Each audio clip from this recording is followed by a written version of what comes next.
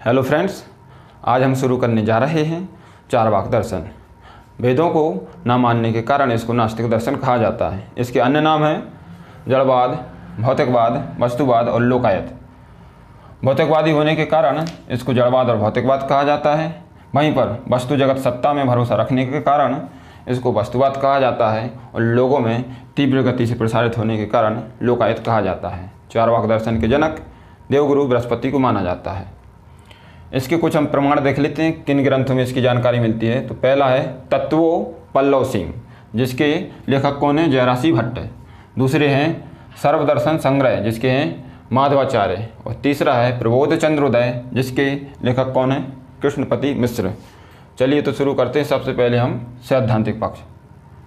सैद्धांतिक पक्ष में हम तत्वमीमांसा देखते हैं। जैसा कि हम जानते हैं तत्वमीमांसा में क्या देखेंगे? जगत, आत्मा और ईश्वर के बारे में जानकारी। तो उन्होंने बताया है कि जो चार महाभूत होते हैं,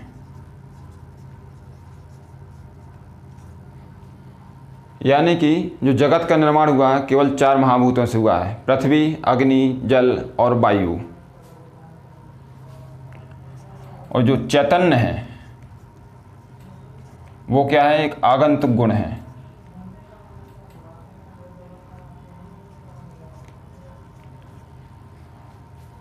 आत्मा के बारे में इन्होंने बोला है कि जिस तरीके से शरीर का विनाश हो जाता है तो आत्मा का भी विनाश हो जाता है, यानी कि आत्मा शरीर से अलग नहीं है।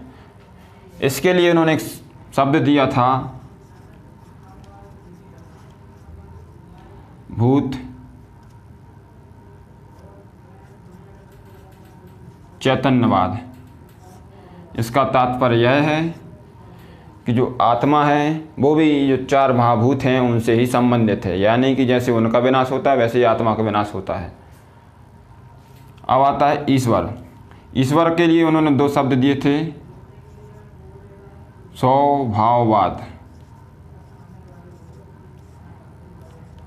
और यादृच्छवाद।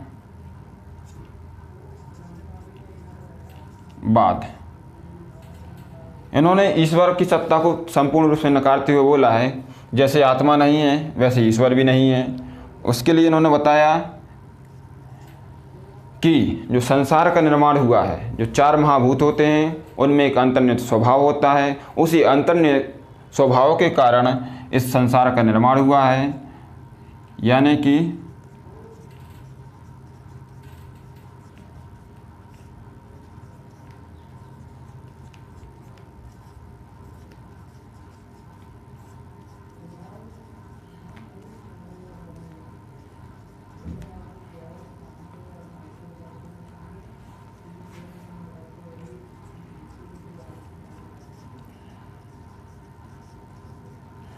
जो चार महाभूत हैं उनके अंतर्निहित स्वभाव से जगत का निर्माण हुआ है, उसी को कहते हैं स्वभाववाद।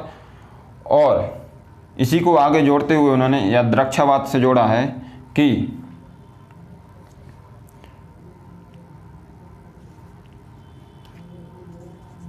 जो जगत निर्माण है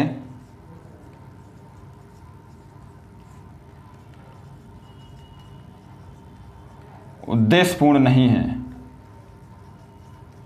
यानी कि जो जगत का निर्माण हुआ है वो कोई उद्देश्य नहीं है उसका, जगत के निर्माण का। और जगत निर्माण का कोई उद्देश्य नहीं है तो ईश्वर की आवश्यकता नहीं हो सकती। तो उसी को बोला है यादृच्छवाद। तो ये हमारा हुआ तत्वमीमांसा।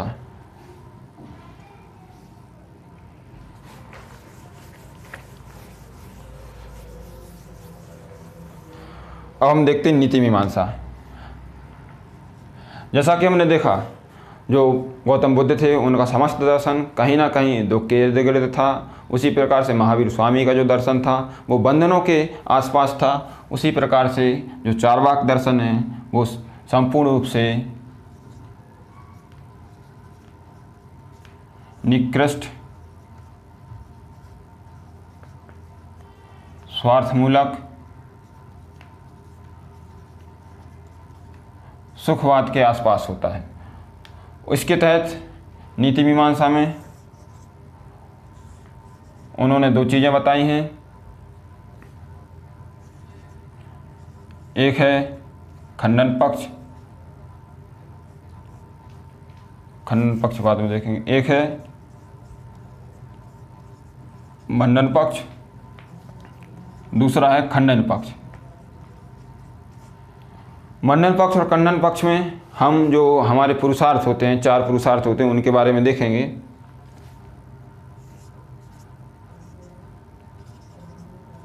पहला पुरुषार्थ अर्थ, दूसरा काम।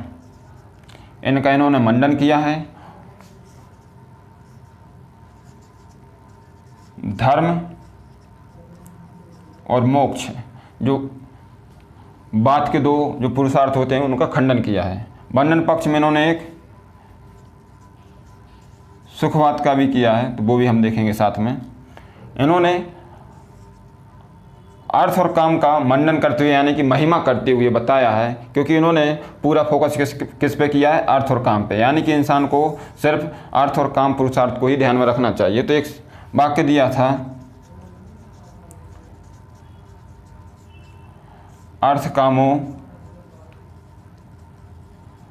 पुरुषार्थो, यानी कि अर्थ और काम ही पुरुषार्थ हैं। तो वो हमें ये देख लिया। अब देखते हैं सुखवाद। सुखवाद में जैसे कि हमने देखा कि किस प्रकार के सुखवादी हैं। निकृष्ट स्वार्थमूलक सुखवादी। तो सुखवाद में इन्होंने बोला है कि इंसान को अपने सुख से कोई भी समझौता नहीं करना चाहिए। उसको अपने सुख के लिए जो भी साधन की आवश्यकता पड़े उनका एकत्रण करना चाहिए। इसलिए उन्होंने सुखवाद के अंतर्गत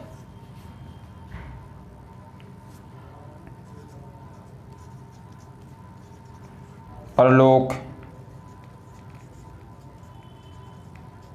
नैतिकता, इन दोनों चीज़ों को संपूर्ण रूप से नकार दिया है। यानी कि इंसान चाहे अपनी सुख की प्राप्ति के लिए अनैतिक कृत्य भी कर सकता है, परलोक को तो उन्होंने नकार ही दिया है। तो उससे संबंधित उन्होंने एक वाक्य बताया था,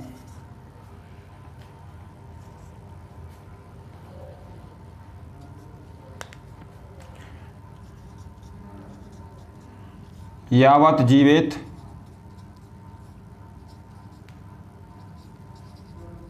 सुखम जीवेत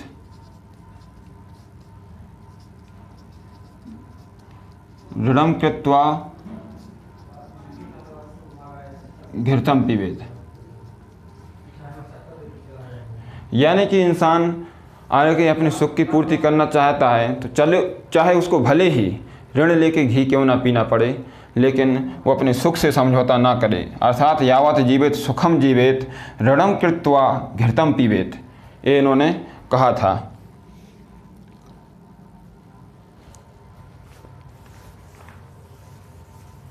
एक और इन्होंने वाक्य बोला था, पीत्वा पीत्वा पुनः पीत्वा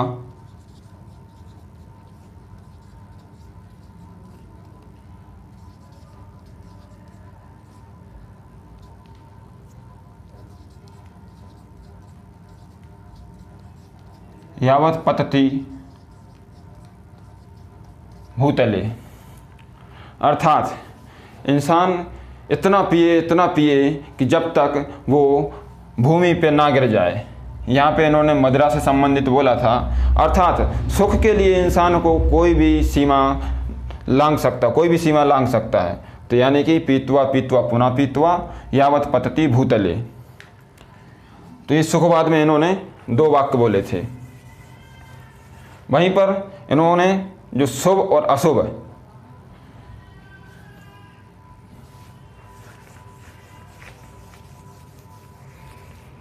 इनके अनुसार नीति मीमांसा में शुभ और अशुभ की व्याख्या भी की गई है कि शुभ क्या है और अशुभ क्या है। तो इनका सिंपल सा सिद्धांत है कि जो सुख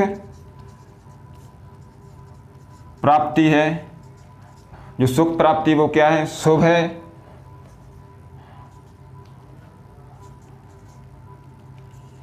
और जो दुख प्राप्ति है वो क्या है? अशुभ है। तो इनके अनुसार सुख की परिभाषा क्या है? सुख की प्राप्ति। अशुभ की परिभाषा क्या है? दुख की प्राप्ति। तो ये हमारा हो गया। इन्होंने इसी के तर्क में क्या बोला था कि जो सुख की कामना है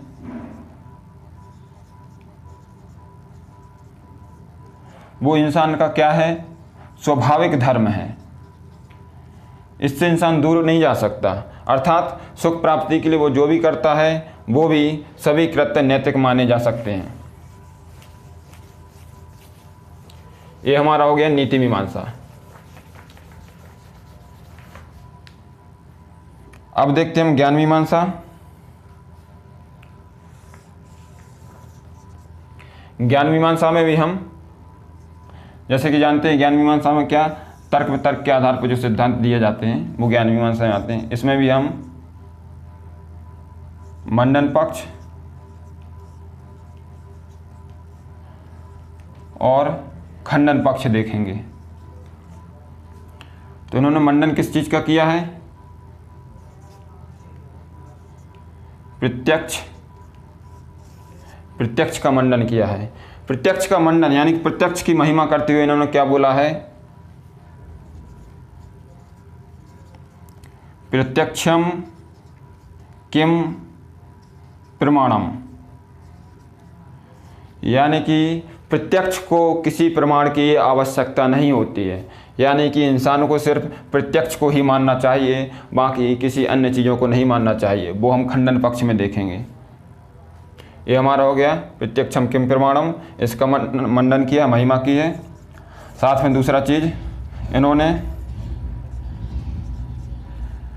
जो कारण कार्य संबंध है,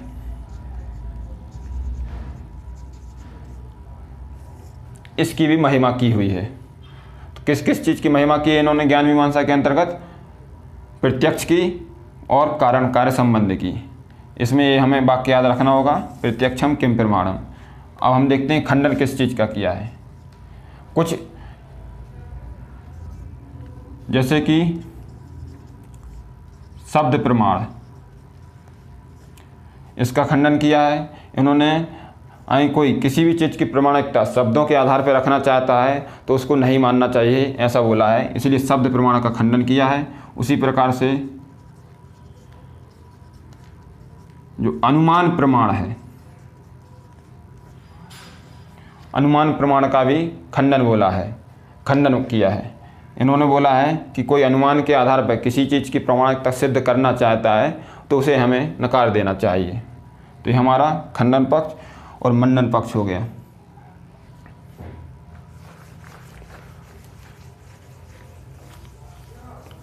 तो हमारा ये ज्ञान मीमांसा में इतना ही है। बाकी अब चार्वाक दर्शन में हम एनालिसिस बेस्ड कुछ चीज़ें देखेंगे, जैसे कि इनका क्या योगदान हो सकता है चार्वाक दर्शन का, क्योंकि जो 5 मार्कर 11 मार्कर सवाल जो आ सकते हैं तो वो योगदान पक्ष से आ सकते हैं। तो जो आज के समय में एक देश दूसरे देश से ऋण लेता है वो कहीं ना कहीं, जैसे हमने बोला था, यावत जीवित सुखम जीवित ऋणम कृत्वा घृतम पीवेत, यानी कि कोई भी देश अपनी देश की जनता नागरिकों के सुख के लिए विदेशी ऋण ले सकता है। तो विदेशी ऋण लेना कि लोगों की सुखी के लिए, उनकी भलाई के लिए ऋण ले रहे हैं तो वो कोई अनैतिक कृत्य नहीं है, तो वो इसके तहत आ जाएगा। दूसरा, जो वर्तमान में बैंकिंग व्यवस्था चल रही है वो भी कहीं ना कहीं यावत जीवित सुखम जीवित ऋणम कृत्वा घृतम पीवेत पर चल रही है। वहीं पर इन्होंने कि इनके दर्शन को देखा जाए तो इनके दर्शन में कहीं भी निराशा नामक चीज़ नहीं है, निराशा शब्द ही नहीं है। तो ये निराशा का समाधान करते हैं कि इंसान निराशा में चला जाए और इनके दर्शन को देखे तो कहीं ना कहीं सुख जैसी चीज़ें देखने को मिल जाती हैं। तो निराशा के समाधान में भी इनका योगदान है। वहीं पर नकारात्मक पक्ष में हम देखें तो नकारात्मक पक्ष में जो इनका संपूर्ण दर्शन है, निकृष्ट स्वार्थमूलक सुखवादी, यानी कि अपने सुखों के लिए दूसरे जो व्यक्ति हैं उनको भूल जाते हैं। यानी कि जो समाज व्यवस्था है उसको नुकसान पहुंचाता है। यानी कि इनके दर्शन को देखा जाए और संपूर्ण रूप से मान लिया जाए तो जो सामाजिक व्यवस्था है वो बिगड़ सकती है, ये इसमें नकारात्मक पक्ष में आ जाएगा। इस तरीके से हमारा चार्वाक दर्शन कंप्लीट हुआ। हम फिर मिलेंगे एक नए दार्शनिक के साथ। Thank you for watching this.